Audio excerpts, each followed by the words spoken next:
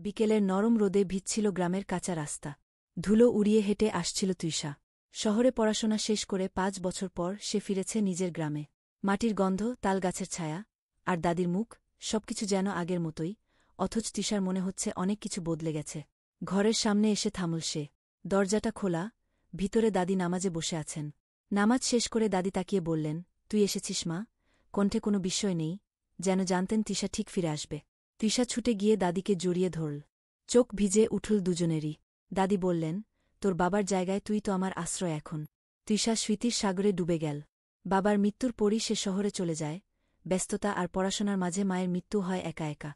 একমাত্র এই দাদিই ছিলেন, যার সঙ্গে তৃষার হৃদয়ের একটা সুতো বাঁধা ছিল।